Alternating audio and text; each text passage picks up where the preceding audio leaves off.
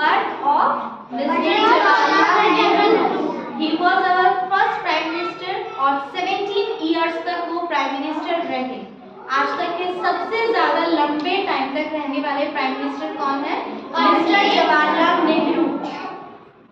तो आप उनका बर्थ कब हुआ था? 14 नवंबर 1889 और उनकी डेथ कब हुई थी?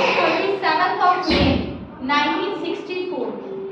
अब इतने ड्यूरेशन में उन्होंने ऐसा क्या काम किया कि हम उनका बर्थडे चिल्ड्रंस डे के रूप में मनाते हैं।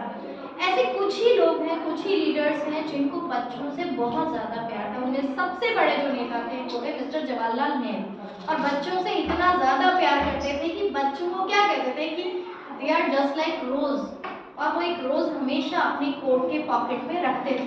Excuse me ma'am. Yes ma'am का तो मैम क्या हर एक बच्चे एक फूल के प्रकार में होते हैं? हर एक बच्चा फूल जैसा ही कोमल होता है बेटा। आपकी क्वेरीज हम लेंगे, थोड़ा सा पहले मेरी बात सुन लीजिए फिर आपको मैं एक्सप्लेन करूंगी। बच्चे कोमल क्यों होते हैं? क्योंकि आप उनको वैसे ही मॉडिफाई कर सकते हो जैसे चाहते हो। जैसे कुम्हार क्या करता है? कुम्हार मिट्टी को रखता है ना, मिट्टी को रखता है और उसको जैसी शेप चाहे वैसा दे सकता है ना।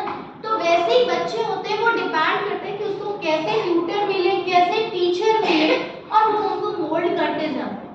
जैसा बच्चों को सिखाया जाएगा वो वैसे बनेंगे। इसीलिए जवाहरलाल नेहरू क्या कहते थे कि बच्चे जो हैं वो बड की तरह हैं, कलियों की तरह हैं।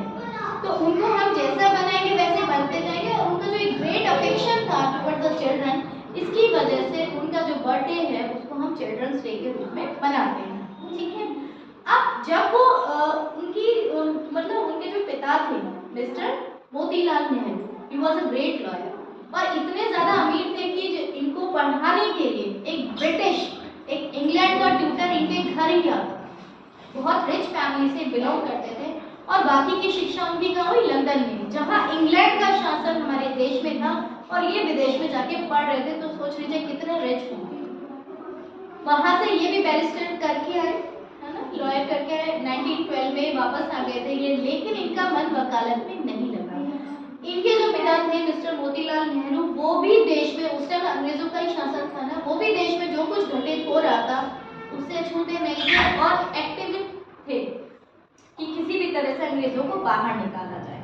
लेकिन उनकी जो नीतियां थी उससे जवाहरलाल नेहरू सहमत नहीं थे और उन्होंने उनके अगेंस्ट की। जब ये मोतीलाल नेहरू और गांधी जी ये सब कह रहे थे कि हमें आधा भारत आप दे दीजिए, आधा पे इंग्लैंड का शासन हो जाए, तो इसके अगेंस्ट थे।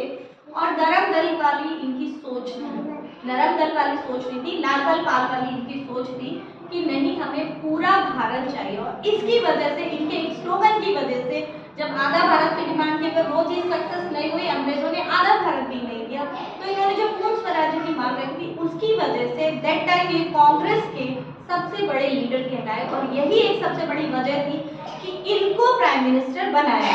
देश में और भी बहुत सारे लोग थे, बड़े बड़े नेता थे, जैसे सरदार वल्लभ भाई पटेल, है ना, मैंने आपको काफी बार उनके बारे में बताया है। तो इनको चुना गया क्योंकि इनकी जो सोच थी वो प्रेजेंट इंडिया की तरफ थी। अब इनकी फेमस बातें हम डिस्कस करते हैं। इन्होंने एक फेमस स्लोगन दिया था, ट्रस्ट विद डेस्टिनी। ट्रस्ट का मतलब होता है फिर मिलेंगे और डेस्टिनी यानी भाग्य, यानी भाग्य में रहा तो फिर मिलेंगे या भाग्य से हम मिलेंगे। ये उनका फेमस स्लोगन था। और इसमें उन्होंने क्या कहा कि ईश्वर ने जो आपको ये जीवन दिया है ये कुछ करने के लिए दिया है। और हमारी जो यात्रा है, ये जो स्पीच थी ट्रस्ट विद डेस्टिनी, ये इंडिपेंडेंस हमें कब मिली थी? 15 अगस्त 1947। और इनकी जो ये स्पीच थी 14 अगस्त को आई थी। तो उन्होंने क्या कहा? ट्रस्ट विद डेस्टिनी, यानी हमें भविष्य में अभी और भी मिलना है और भी बहुत सारे काम करने हैं। और ये जो एक बड़ी जंग हमने पार की है, यही हमारा समापन नहीं होता, हमारे संघर्षों की अब ये शुरुआत है। क्योंकि उस टाइम भारत में क्या क्या बीमारियां नहीं फैल गई थी? कौन सी बीमारियां फैल गई थी? रोग तो थी, छुआछूत और नॉन इक्वलिटी, अनइक्वलिटी जो फैल गई थी, इनइक्वलिटी जो फैल गई थी, उसको कम करना। छुआछूत का भेदभाव, ये गरीब है, ये अमीर है, ये मेरा है, ये तुम्हारा है। और अंग्रेज जाते जाते भी हमारे देश में फूट डालो राज करो की नीति छोड़ गए।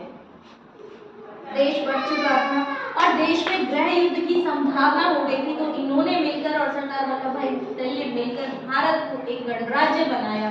हमारा जो कॉन्स्टिट्यूशन है वो विश्व का सबसे बड़ा कॉन्स्टिट्यूशन है, वो एक गणराज्य बनाया। और पाकिस्तान की, उन्होंने पाकिस्तान जो अलग होना चाहता था उसको होने दिया। अगर नहीं होने देते तो आज हमारे देश में बहुत छोटे छोटे राज्य देश बन चुके होते, राज्य भी नहीं देश बन चुके होते। तो ऐसे थे। अब इनकी फेमस चीजें ये हैं कि आपको वर्ल्ड में या अपने प्लेसेस पे वो चीजें करनी है जो कि सही हो, जो प्रमाणित हो, है ना। अगर उस टाइम ये इतने बड़े बड़े कदम नहीं उठाते तो इंडिया की पहचान ही नहीं थी। और उसने भी अपने पिता के अगेंस्ट ही थे। पिता की जो नीतियां थी, अगेंस्ट का मतलब युद्ध नहीं कर रहे थे, उनकी नीतियां नहीं अपना रहे थे। और इन्होंने जो नीतियां अपनाई उन्हीं से आज भारत इस लेवल तक पहुंचा है। तो इनकी जो ट्रिस्ट विद डेस्टिनी है इसको हमेशा याद रखना। और इनके कामों को भी, उस टाइम इतनी अच्छी इंग्लिश बोलते थे जितना कोई भी ब्रिटिशर भी ना बोल पाए, इतनी अच्छी इंग्लिश ये बोलते थे।